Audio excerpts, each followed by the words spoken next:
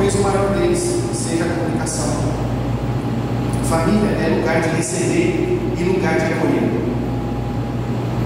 A família deveria ser o maior celeiro de envio de missionários, porque nós deveríamos cuidar tanto uns dos outros em amor, que esse amor transborda a ponto de fazer com que os membros da nossa família se vejam como missionários, promotores desse amor e divulgadores desse amor, porque não é normal, é sobrenatural um amor desse jeito. A nossa família deveria ser esse ambiente onde esse amor sobrenatural tem espaço para crescer nos nossos corações. A nossa família deveria ser esse ambiente onde tudo aquilo que o outro tem para falar e se expressar tem valor, tem importância. Qual foi a última vez que você expressou para sua esposa aquilo que você está sentindo? Qual foi a última vez, minha irmã, minhas irmãs, que vocês expressaram para o seu esposo, vocês que são casados, que de fato você está sentindo?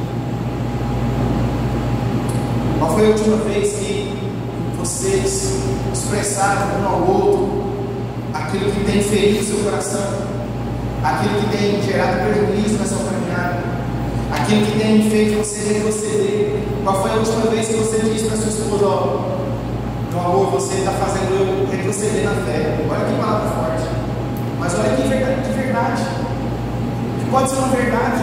Talvez o seu avanço, o avanço do seu esposo na fé, só não acontece por causa da sua postura, meu irmão. E talvez o avanço da sua fé, você, meu irmão, só não acontece por causa da postura do teu esposo. Olha como esse espaço precisa existir. Qual foi a última vez que você parou para valorizar as qualidades da sua família? Qual foi a última vez você, que é filho e está com seus pais vivos, próximos de vocês? Qual foi a última vez que você falou para o teu pai, falou para a tua mãe, quanto eles são importantes para você? Qual foi a última vez que você teve coragem de dizer para os teus pais quanto a vida deles está sendo significativa para vocês? Para valorizar o quanto eles trabalharam e fizeram por você? Qual foi a última vez que você falou para declarar o seu amor pela sua família, para a sua família? Não aqui em cima, não motivado por um retiro, não motivado por um encontro, não motivado pelo status que está aqui na frente pode gerar. Qual foi a última vez que do nada você chegou para a sua família e disse: eu amo vocês? E se vocês não existissem, eu seria completamente destruído do coração. Eu seria incompleto se eu não tivesse vocês. Qual foi a última vez que você fez isso? Qual foi a última vez que a tua esposa recebeu um presente sem ser uma data especial? Qual foi a última vez que teu esposo recebeu um presente? Qual foi a última vez que teu esposo recebeu um presente sem ser uma data especial? Glória ao Senhor. Filhos, qual foi a última vez que vocês compraram um presente e levou para o pai e para a mãe de vocês? Está certo que talvez eles mesmo que vão pagar, mas o que importa é a intenção. Pais de meninas, qual foi a última vez que vocês foram na porta do colégio com um buquê de flores e entregou para sua filha? É verdade. Qual foi a última vez que você roubou o carro de som para dizer: filho, eu te amo? Misericórdia, nem eu quero que você faça, não faz isso não, vai perder. Não vai, melhor não. Mas veja, são coisas tão simples e que talvez fala muito mais do que se você tentar falar. Expressa muito mais, comunica muito mais do que a tentativa de falar. Quarta característica de famílias fortes. Famílias fortes são aquelas também que resolvem os seus problemas juntos e que reagem bem às crises. Então, famílias fortes são famílias que têm problemas, mas que resolvem os problemas juntos e que reagem de maneira correta diante das crises. Colossenses capítulo 3, versículo 13.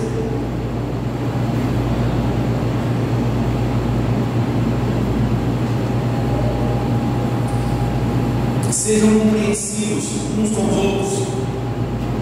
Perdoem aqueles que te ofendem. Lembre-se de que o Senhor os perdoou, de modo que vocês também devem perdoar. Acima de tudo, revistam-se do amor, que une todos nós em perfeita harmonia. O amor une perfeitamente todas as coisas.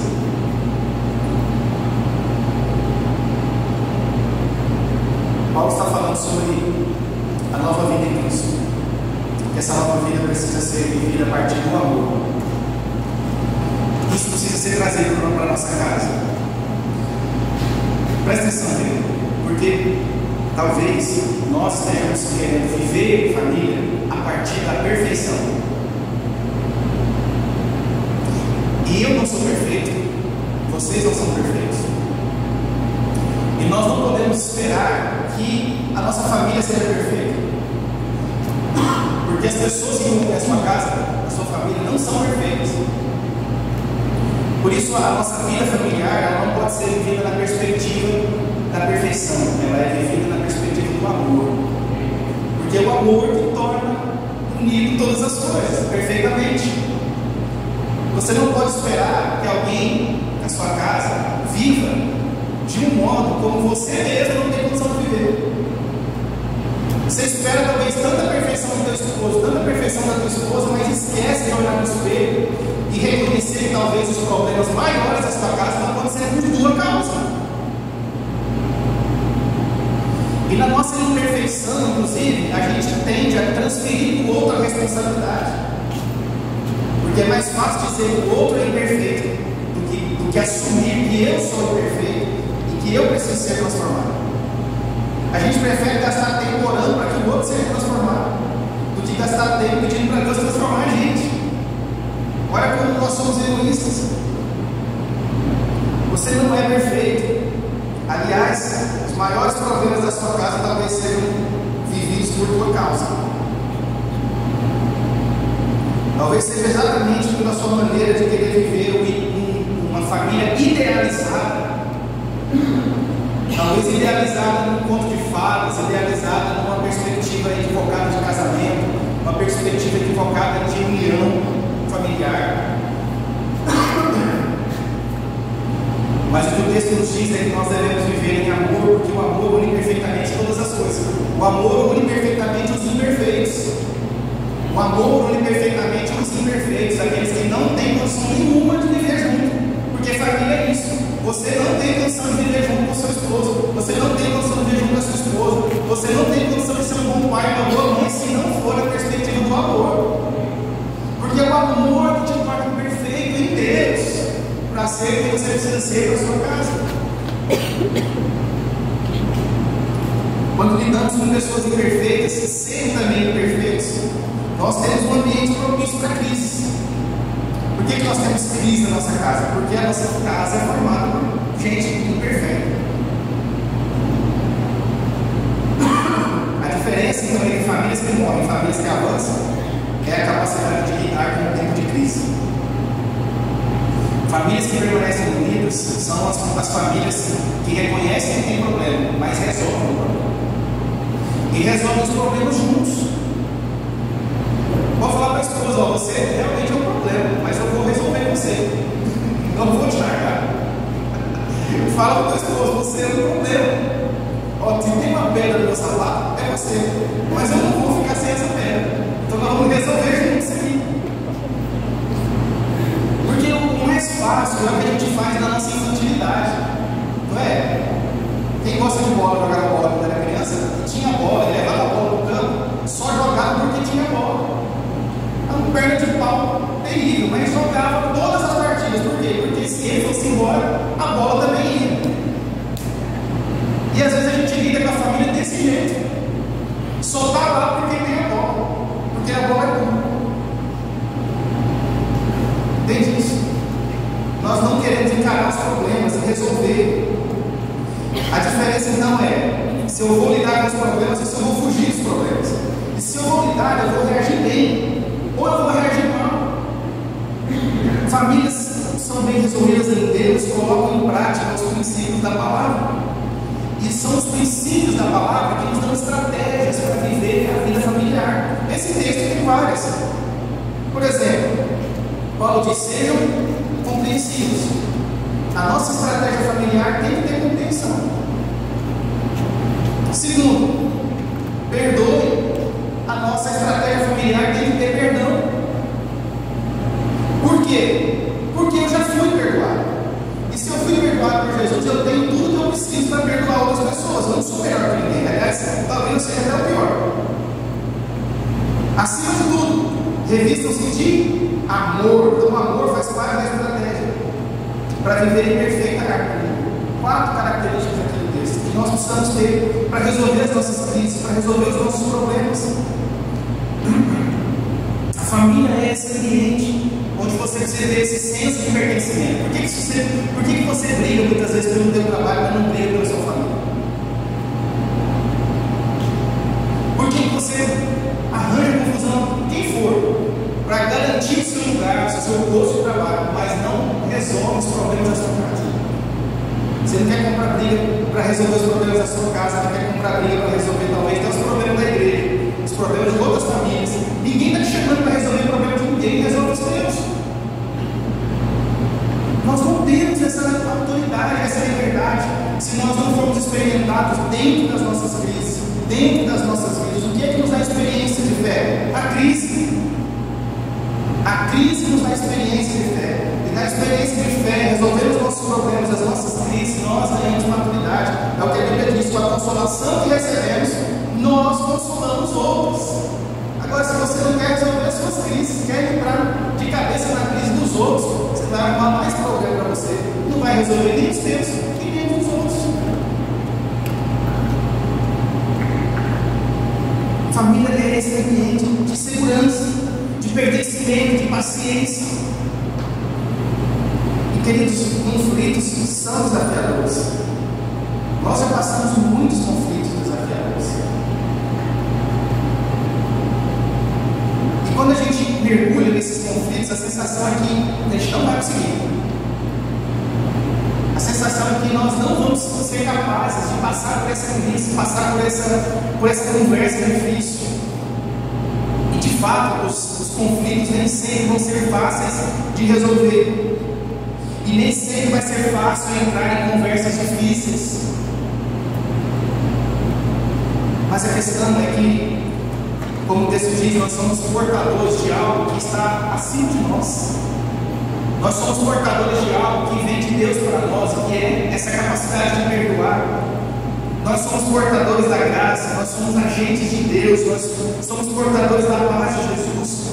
Então não adianta nós termos graça, nós termos paz para lidar com os outros, se nós não temos graça, se não temos paz, não temos essa disposição para lidar com as crises da nossa família. Porque quem nos aprova, presta atenção, quem te aprova é a sua casa, não é o que você faz para Deus.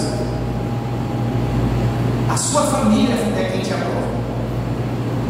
Não são as suas habilidades que você coloca à disposição de Deus. Não é.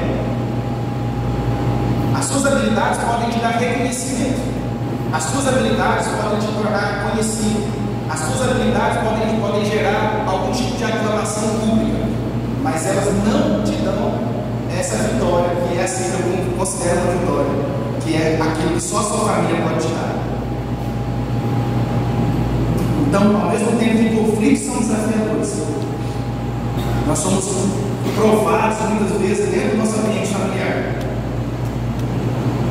Mas essa é a questão: como é que você vai reagir diante disso? Você não ama porque você é bom, e você não espera ser amado porque você é bom demais. Você ama porque você foi amado primeiro, e por ter sido amado primeiro por Deus, você segue o exemplo de Jesus, que ama a igreja de um modo tão poderoso que foi capaz de se entregar por ela e morrer por ela. Por isso a alegoria que Paulo mostra que Jesus é o cabeça da igreja. Por quê? Porque o cabeça é a direção. Cabeça tem a ver com direção, com a direção que você vai olhar, a direção que o seu corpo vai caminhar. E diz também que ele é um noivo da igreja, que foi capaz de se entregar pela sua noiva, porque a sua noiva você não tinha que se encontrar com ele perfeitamente, sem culpa, falei rúcula, né? Mas sem rúcula também, mas sem rúcula, mas é sem manchas, sem rugas, é sem máculas. Misturei ruga com máculas. Entende isso? Qual foi a última vez que você pensou na sua esposa? A minha esposa vai um dia encontrar com Jesus. Como é que Jesus vai encontrar ela depois de ela ter passado 30 anos comigo? Como é que Jesus vai me encontrar depois de eu ter passado 30 anos comigo ou mais? Entende? Já parou para pensar nisso? Como é que você, pai e mãe, vão entregar os seus filhos para Deus? Você vai ter essa confiança de dizer: entreguei os meus filhos como uma herança que o Senhor me deu, entregando os meus filhos perfeitos para o Senhor, sem rugas, sem manchas, sem mácula alguma. Esses são os meus filhos, eu estou entregando para o Senhor. Você já parou para pensar nisso? Se Jesus morreu pela igreja porque ele quer receber uma igreja limpa, santa, e Paulo usa essa figura para falar de família, de corpo, você acha que Deus tem alguma expectativa diferente dessa? Você não ama porque você ama, você ama porque na sua maldade você foi achado em amor por Jesus. Você ama porque Jesus te amou primeiro. Então, se Ele te ama, querido, presta atenção, se Ele te ama, você tem amor suficiente para dar. Se Ele te ama, você tem graça suficiente para entregar. Se Ele te ama, você tem paz suficiente para entregar. Se Ele te ama, você é um portador de todas essas características. Então não tem porquê não ter nutrição suficiente para resolver as crises e resolver de modo perfeito as crises do seu lar. Então uma família forte resolve os seus problemas. Em último lugar, famílias fortes possuem uma vida espiritual forte e compartilhada. Eclesiastes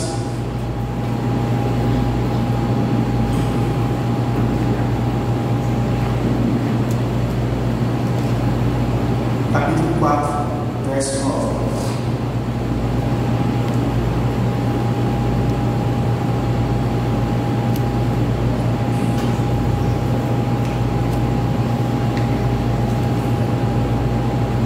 É melhor serem dois do que um, pois um ajuda o outro a alcançar sucesso. Se um cair, o outro ajuda a levantar-se. Mas quem cai sem ter quem o ajude, está em sérios apuros. Da mesma forma, duas pessoas que se deitam juntas aquecem uma outra. Mas como fazer para se aquecer sozinho? Sozinha a pessoa corre o risco de ser atacada, vencida, mas duas pessoas juntas podem se defender melhor. Se houver três, melhor ainda, pois uma corda lançada com 3 fios não arrebenta facilmente. O que Paulo está falando aqui, Paulo não, o escritor de Eclesiastes está dizendo, Salomão, vida de companheirismo. Vida espiritual, a caminhada espiritual é uma caminhada de companheirismo. A questão é que a gente quer estabelecer na igreja esse companheirismo e não estabelecemos em casa esse companheirismo. Queremos ser companheiros dos nossos amigos de ministério, dos nossos irmãos de comunidade, mas não somos companheiros espirituais da nossa família. Então nós queremos ser 2, ser 3, ser 4 na igreja, mas em casa eu não quero nem ser um com a minha esposa, eu não quero nem ser um com os meus filhos. Então uma família forte, ela é uma família disciplinada, ela é uma família disciplinada em todas as áreas, mas ela tem que ser disciplinada principalmente nas disciplinas espirituais. Modo de viver que agrada o coração de Deus, que corresponde à palavra de Deus. Uma família onde há um compartilhar entre os membros da família, onde eles são aquecidos, onde eles se aquecem, onde eles se protegem um ao outro, onde eles reconhecem que é melhor ser 4, 5, 6 do que ser só um. Isso é caminhada, isso é vida espiritual. Onde há compartilhar entre os membros da família a respeito de coisas espirituais. Qual foi a última vez que você teve uma conversa sobre coisas espirituais com a sua família? Qual foi a última vez que você parou para falar com a sua esposa? Olha, estava orando e Deus falou assim comigo. O seu esposo, qual foi a última vez que você parou para dizer assim: olha, hoje de manhã eu estava lendo um texto, lendo a palavra de Deus e eu estava orando, pensando, e eu senti isso no meu coração. acho que você deveria saber disso. Eu acho que nós deveríamos caminhar assim. Eu acho que nossa família deveria fazer isso. Qual foi a última vez que você ouviu o que Deus tem falado no coração dos seus filhos? Porque talvez as loucuras que a gente julga que os nossos filhos fazem não são nada mais do que chamar uma atenção para algo que a gente não está percebendo. É chamar nossa atenção para talvez para um distanciamento que nós criamos e não estamos valorizando como parte integrante da família. Não sei se foi a Beatriz, se foi a Luísa, falou um tempo atrás, ela estava falando agora de comprar um carro, um tempo atrás, aí elas falaram assim, quando é que você vai perguntar qual que a gente acha que é legal?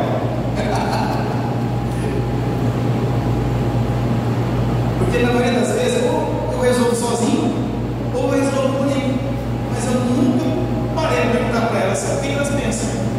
Se elas andam no banco de trás, é espaçoso para vocês, fica legal, não sei o quê, tá confortável, a gente vai viajar de carro bastante, é bom para vocês. Não me lembro de ter feito, não sei se eu fiz isso primeira vez. Não. Pois é, olha que coisa boa essa. Mas nós não entendemos que nessa dinâmica familiar há algo para ser compartilhado. E se a gente não compartilha das coisas mais boas, o que dirá das coisas profundas da fé?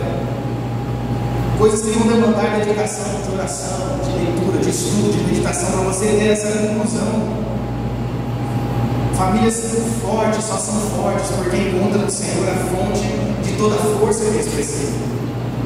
Só são fortes porque encontram em Deus a força para suprir aquilo que eles não têm.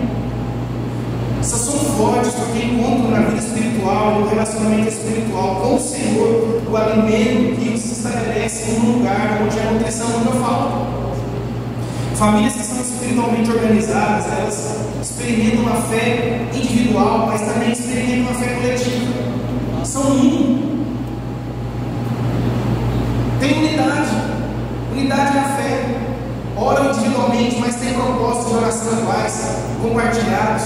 Amam o Senhor individualmente, mas amam coletivamente a obra do Senhor, amam o Senhor e coletivamente se entregam ao Senhor e se entregam para a obra.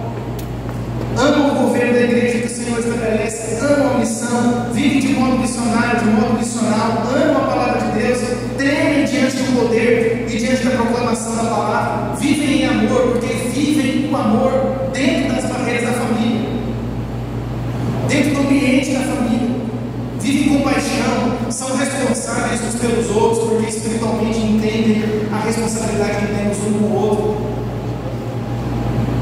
Se responsabilizam pelas missões uns dos outros, não terceirizam suas responsabilidades, mas compartilham suas responsabilidades, celebram as suas conquistas espirituais, celebram e vivem juntos os desafios espirituais também, choram juntos, oram juntos. A fé e a vida com Deus precisam ser compartilhadas. Sonhar os sonhos de Deus precisa ser compartilhado com a nossa família. Tem que ser uma prioridade.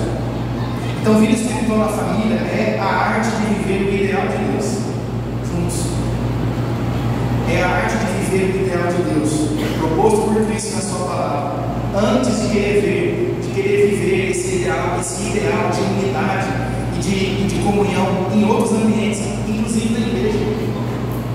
Já parou para pensar o quanto a comunhão da igreja, a vida de unidade da igreja seria impactada se a nossa família vivesse uma unidade real antes de estar aqui?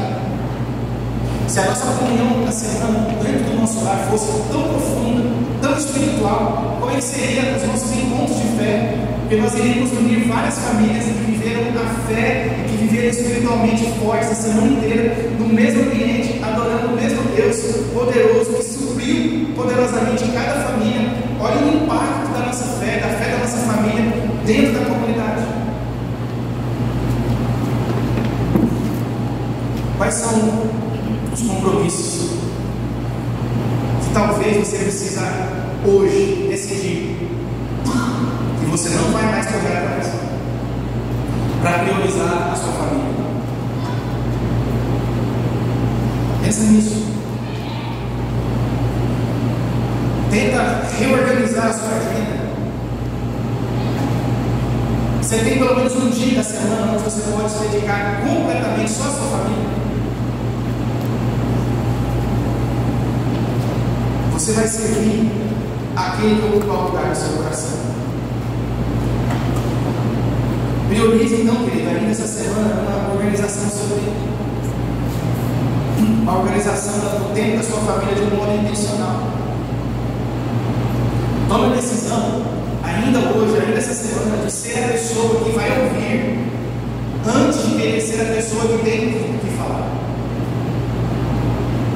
Decida ser a pessoa que vai ouvir, que vai se esforçar para compreender, que vai se esforçar a se fazer compreendido. Não espere que alguém faça primeiro, seja o primeiro, seja a primeira. Seja o primeiro, seja a primeira a ser um porto seguro para a sua casa. E diga: eu vou decididamente ser um porto seguro para a minha família. Eu vou ser um porto seguro, custe o que custar. Tendo que renunciar a qualquer coisa, eu serei esse porto seguro. Talvez a sua família esteja vivendo um tempo de conflito. E talvez a solução já esteja dentro do seu coração, já esteja na sua mente, já esteja aí como parte do seu entendimento, mas talvez está faltando uma posição de amor, talvez esteja faltando uma posição de comunicação bíblica e santa, uma posição de graça para ser o promotor da resolução desse conflito. Talvez já está aí, só não fluiu ainda porque está faltando essa postura. Talvez você esteja precisando se comunicar melhor. Talvez você precisa deixar claro o que a sua família está fazendo que te machuca. E talvez você precise deixar claro também o contrário, o que você está fazendo que machuca os seus familiares. Talvez você precise gastar tempo com o Espírito Santo de Deus, buscando a presença de Deus e o Espírito Santo de Deus, para que Ele te capacite a ser aquilo que você precisa ser da sua família. Amém? Vamos ficar de pé.